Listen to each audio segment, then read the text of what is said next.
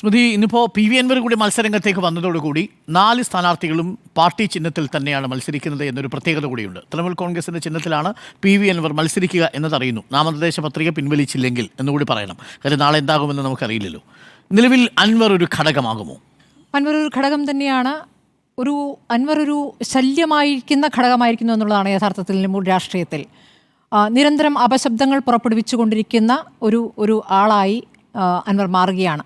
പ്രസക്തമായ കാര്യങ്ങൾ പറഞ്ഞു തുടങ്ങി പിന്നീട് അങ്ങോട്ട് നിരന്തരം ശബ്ദിച്ചുകൊണ്ടിരിക്കുന്നു. തൻ്റെ ശത്രുവിനെ തിരഞ്ഞെടുക്കാനാകാതെ അങ്ങോട്ടും ഇങ്ങോട്ടുമൊക്കെ അമ്പെയ്തുകൊണ്ട് സ്വയം മുറിവേൽക്കുന്ന, എവിടെയും അഭയസ്ഥാനമില്ലാത്ത ഒരു ഭിക്ഷാന്തേഹിയായി അദ്ദേഹം മാറി. ഇനി അദ്ദേഹം മത്സരിക്കാൻ പോകുന്നു എന്ന് അരുൺ പറഞ്ഞതുപോലെ തന്നെ ഇനി പറയാൻ പറ്റില്ല. അടുത്ത ദിവസം പത്രിക പിൻവലിച്ചു എന്നുള്ളതും കേൾക്കാം.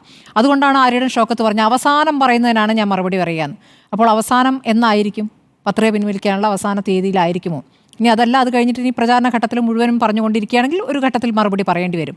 പക്ഷേ മറുപടി പറയേണ്ട ചില കാര്യങ്ങൾ അൻവറിനുമുണ്ട്.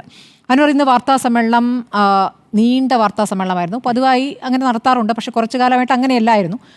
എന്നും അൻവറിൻ്റെ സാന്നിധ്യമുണ്ട്. രാവിലെ, ഉച്ച, വൈകുന്നേരം എന്ന രൂപത്തിൽ അൻവറിൻ്റെ സാന്നിധ്യം. രാവിലെ പറഞ്ഞിൽ നിന്ന് അല്പം മാറി ഉച്ചയ്ക്ക്, അല്പം മാറി വൈകിട്ട്, ഈ രൂപത്തിലാണ് അദ്ദേഹം പ്രതികരിച്ചുകൊണ്ടിരിക്കുന്നത്.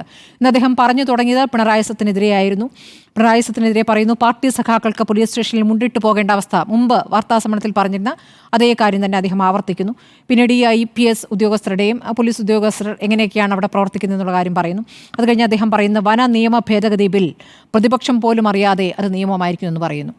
സത്യമാണോ? അല്ല. അപ്പോൾ സത്യമല്ലാത്ത ഒരു കാര്യം സത്യമാണ് എന്ന രൂപത്തിൽ അവതരിപ്പിച്ചുകൊണ്ട് പിന്നീട് അദ്ദേഹം പറയുകയാണ്, ഗസറ്റിൽ 4 വരിയിൽ ഒതുക്കിക്കൊണ്ട് അത് നടപ്പാക്കിയിരിക്കുന്നു. ആ വിഷയം ഉയർത്തിയുള്ള പോരാട്ടമാണ്. കളവ് പറഞ്ഞുകൊണ്ട് ഒരു പോരാട്ടത്തിന് ഇറങ്ങരുത് അൻവറെ. അതാണ് എനിക്ക് അദ്ദേഹത്തോട് പറയാനുള്ളത്. അദ്ദേഹത്തിന് ആത്യന്തികമായി പഠിക്കാനുള്ള കഴിവൊക്കെ ഉണ്ട്. അദ്ദേഹം MLA ആണല്ലോ, അപ്പോൾ MLA ആയിരുന്നല്ലോ. അപ്പോൾ അദ്ദേഹം പറയുന്നു, രാജിവെക്കുമ്പോൾ പിണറായി സത്തിനെതിരെ പോരാടി. അതിനുശേഷം അദ്ദേഹം പറയുന്നത് ഹരിത MLA മാർ, മുമ്പുണ്ടായിരുന്ന ഹരിത MLA മാരുണ്ടല്ലോ, VD സതീശൻ, അതോടൊപ്പം MV ശ്രേയംസ് കുമാറൊക്കെ അടങ്ങുന്ന ഒരു ഹരിത MLA മാരുടെ സംഘം ഉണ്ടായിരുന്നു. ആ സംഘം ആ സംഘം നടത്തിയിരുന്ന അന്നത്തെ പോരാട്ടം എന്ന് പറയുന്നത് മലയോര കർഷകർക്കെതിരെ ആയിരുന്നു. ഇപ്പോൾ മലയോര കർഷകർക്ക് വേണ്ടി നടന്ന ജാഥയിൽ അൻവർ എവിടെയാണ് ഇരുന്നത്? VD സതീശൻ്റെ ഒപ്പം അല്ലേ? മലയോര കർഷകർക്ക് വേണ്ടിയുള്ള ഏറ്റവും ഒടുവിലത്തെ ജാഥയിൽ അവർക്കൊപ്പം ഇരുന്ന് അവരോട് ഒപ്പം കൂടാമെന്നുള്ള പ്രതീക്ഷയിൽ പ്രസംഗിച്ച PV അൻവർ ഇപ്പോൾ പറയുന്നു, ഹരിത MLA മാർ ഉണ്ടാക്കിയ കുഴപ്പം, അതിൻ്റെ അനുഭവമാണ് ഇപ്പോൾ മലയോര കർഷകർ തുടർന്നുകൊണ്ടിരിക്കുന്നതെന്നാണ് അദ്ദേഹം പറഞ്ഞുകൊണ്ടിരിക്കുന്നത്. അപ്പോൾ അസത്യം പറഞ്ഞുകൊണ്ട് തുടങ്ങി ഒരു പോരാട്ടം അദ്ദേഹം പറയുന്നു. അദ്ദേഹം മലയോര കർഷകർക്ക് വേണ്ടി അവിടുത്തെ വന്യമൃഗ ശല്യത്തിനെതിരെ അദ്ദേഹം നടത്തിയ സമരം, അദ്ദേഹത്തെ പോലീസ് പിടിച്ചുകൊണ്ടുപോയത്, ഇതൊക്കെ നമ്മൾ കണ്ടതാണ്. അതിലൊക്കെ അദ്ദേഹത്തിന് പോരാട്ടത്തിൻ്റെ രൂപമുണ്ടായിരുന്നു. അദ്ദേഹം ആ വിഷയം ഉന്നയിച്ചിട്ടുണ്ട്, ശരിയാണ്. പക്ഷേ കുറേ സത്യവും കുറേ അസത്യവും കൂടി ചേർത്ത് മിക്സാക്കി ആരാണ് മുഖ്യ ശത്രു എന്നറിയാതെ കുറേ കാര്യങ്ങൾ വിളിച്ചു പറയുകയാണ് അദ്ദേഹം ചെയ്യുന്നത്. പിന്നീട് അദ്ദേഹം പറഞ്ഞു വന്ന് അദ്ദേഹം പിന്നീട് പറയുന്നത് VD സതീശന് പിന്നിൽ പിണറായി വിജയൻ എന്നാണ്. എന്താ അതിൻ്റെയൊക്കെ അർത്ഥം? എന്താണ് ഇവിടെ കേരളത്തിലെ പ്രബുദ്ധരായ ജനത എത്ര മണ്ടന്മാരാണോ? VD സതീശന് പിന്നിൽ പിണറായി വിജയൻ എന്ന് പറയുന്നു. ഒരു നെക്സസ് പ്രവർത്തിക്കുന്നു. പിണറായി വിജയൻ, VD സതീശൻ, RSS, അതാണ് ആ നെക്സസ്. അങ്ങനെ പ്രവർത്തിച്ചുകൊണ്ടിരിക്കുകയാണ്. അവിടെ ആകെ ആത്മാർത്ഥതയുള്ള ഒരൊറ്റ രാഷ്ട്രീയ നേതാവേ ഉള്ളൂ. ജനത്തോട് ആത്മാർത്ഥതയുള്ള ഒരൊറ്റ രാഷ്ട്രീയ നേതാവ്, അതോ PV അൻവറാണ്. അദ്ദേഹം രക്ഷകനാണ്. ജനത്തിൻ്റെ രക്ഷകനായി അദ്ദേഹം സ്വയം അവതരിക്കുകയാണ്. നിലമ്പൂരിൻ്റെ രക്ഷകനായി അദ്ദേഹം സ്വയം അവതരിക്കുകയാണ്. അങ്ങനെ താൻ തന്നെ ഇറങ്ങിപ്പോയ സീറ്റിലേക്ക് താൻ തന്നെ വീണ്ടും മത്സരിക്കുകയാണ്. ഇതെന്താണ്? എന്ത് മെസ്സേജാണ് അദ്ദേഹം ആത്യന്തികമായി നൽകുന്നതെന്നാണ് ഏറ്റവും പ്രധാനം. എന്ത് മെസ്സേജാണ് അദ്ദേഹം നൽകുന്നത്? ഇന്ന് അദ്ദേഹം വാർത്താ സമ്മേളനത്തിൽ പറഞ്ഞ ഒരു പ്രധാനപ്പെട്ട കാര്യം എന്നുള്ള, അദ്ദേഹം വർഗീയമായി ഭിന്നിപ്പിക്കാനുള്ള ശ്രമം നടത്തുന്നു. അത്ഭുതകരമാണ്. കാരണം അദ്ദേഹം ആദ്യത്തെ വാർത്താ സമ്മേളനത്തിൽ ഞാൻ പറഞ്ഞത് ഇപ്പോഴും ഓർക്കുന്നു.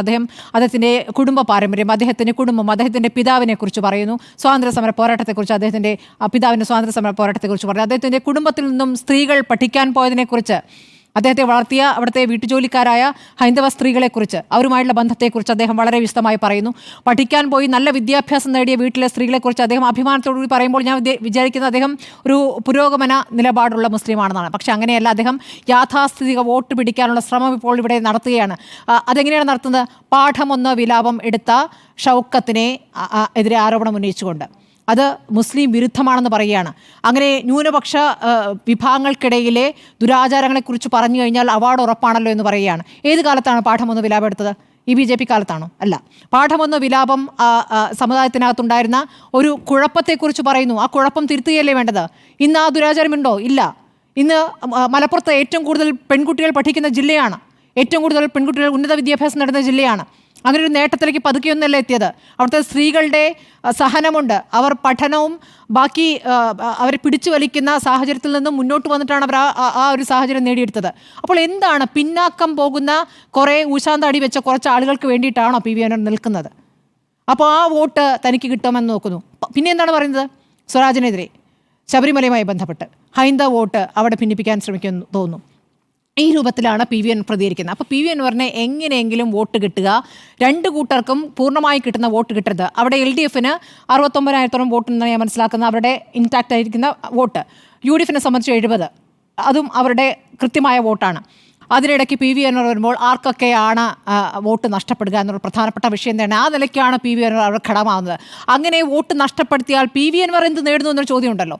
പി വി അൻവർ നേടുന്നത് എന്താണ്? അദ്ദേഹം ധാർമ്മികമായ ഒരു രാഷ്ട്രീയ പ്രവർത്തനമാണ് നടത്തുകയെന്ന് സ്വയം ചോദിക്കണം. അദ്ദേഹം ഒരു വിപ്ലവകാരിയായിട്ടൊക്കെ അദ്ദേഹം സ്വയം അവതരിപ്പിച്ചുകൊണ്ട് അദ്ദേഹം ഇവിടെ നടത്തുന്നത് സ്വന്തം കാര്യം നടത്താനുള്ള സമരമാണെന്ന് ഞാൻ പറയും ഇപ്പോൾ നടത്തിക്കൊണ്ടിരിക്കുന്നത്. ആര്യാടൻ ഷൗക്കത്തിനെതിരെ പി വി അൻവർ 2 കേസ് കൊടുത്തിട്ടുണ്ട്. എന്താണെന്നറിയോ? അദ്ദേഹം MLA ആയിരിക്കുമ്പോൾ കൊടുത്ത കേസാണ്.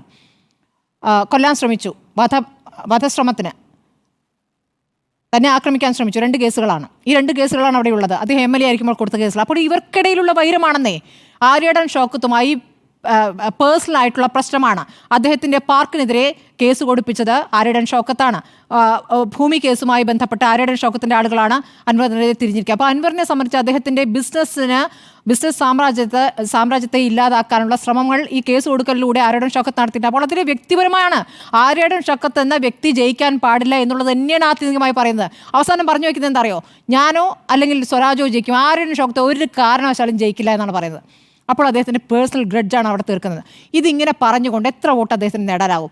ശരി, 2016 വോട്ട്, 2021 വോട്ട് ഒക്കെ പറയുമ്പോൾ പി വി അൻവർ നല്ല വോട്ട് കിട്ടിയിട്ടുണ്ട്. ആദ്യം കിട്ടിയതിനേക്കാൾ 20,000 വോട്ട് കൂടുതൽ നേടിയെടുക്കാൻ സാധിച്ചിട്ടുണ്ട് LDFന് അൻവറിലൂടെ. അതൊക്കെ ശരി തന്നെ. പക്ഷേ ഇതിനിടയ്ക്ക് പല കാര്യങ്ങളായി കടന്നു പോയല്ലോ. അദ്ദേഹം പാതി വഴിയിൽ ഇറങ്ങിപ്പോയല്ലോ. കുറേ കാര്യങ്ങൾ പറഞ്ഞല്ലോ. അതിനിടയ്ക്ക് വീണ്ടും വീണ്ടും പറഞ്ഞുകൊണ്ടിരിക്കുകയാണല്ലോ. അവിടെ ഇവിടെ അല്ലാതെ കളിക്കുകയാണല്ലോ. ഓരോ നേതാക്കൾക്കെതിരെയും ഓരോ ദിവസവും ഓരോ മണിക്കൂറും അഭിപ്രായം മാറ്റുകയാണല്ലോ. ഇങ്ങനെ പറഞ്ഞുകൊണ്ടിരിക്കുന്ന നേതാവിനെ ജനം വിലയിരുത്തും. അതിൽ ക്രിസ്ത്യാനികളുടെ വോട്ട് കിട്ടാൻ ക്രിസ്ത്യാനികളുടെ രക്ഷകനായി അവിടെ അവതരിച്ചുകൊണ്ട് ഈ കള്ള നിയമം നടപ്പായി എന്ന കളവ് പറഞ്ഞുകൊണ്ട് ആ വോട്ട് കിട്ടുമെന്ന് പ്രതീക്ഷിക്കുന്ന ഒരു വശത്ത്, അപ്പുറത്ത് മുസ്ലിം വോട്ടുകളിൽ ഭിന്നിപ്പുണ്ടാക്കി UDFന് വോട്ട് കുറയ്ക്കാമെന്ന് ശ്രമിക്കുന്നു. LDFിലെ CPMൽ തന്നെ എന്തായാലും അദ്ദേഹം ഒരു നെറ്റ്വർക്കൊക്കെ അവിടെ ഉണ്ടാക്കിയിട്ടുണ്ടാകും ഉറപ്പായിട്ടും. ഈ പറയുന്ന നേതാക്കളെയൊന്നും പിടിക്കാനൊന്നും കഴിഞ്ഞിട്ടില്ല എങ്കിലും ഒരു നെറ്റ്വർക്ക് ഉണ്ടാക്കിയിട്ടുണ്ടാകും. ഈ പറഞ്ഞ പോലെ നിരന്തരം അദ്ദേഹം ഈ 9 വർഷക്കാലം സമ്മതിച്ചത് CPMകാരുമായിട്ട് തന്നെയാണല്ലോ. അപ്പോൾ അതിൽ കുറച്ച് ഈ പറഞ്ഞ മാതിരി അസംതൃപ്തരായ ആരെങ്കിലുമൊക്കെ വോട്ട് ചെയ്യുമായിരിക്കാം. ഈ UDFിൽ ഈ പറഞ്ഞ പോലെ മുസ്ലിം വോട്ടിൽ ഭിന്നിപ്പുണ്ടാക്കാൻ പറ്റുമായിരിക്കാം. ഈ തരത്തിൽ അവിടെ ഒരു പൊതുശല്യമായി അൻവർ മാറുന്നു എന്നുള്ളതാണ് എൻ്റെ അഭിപ്രായം.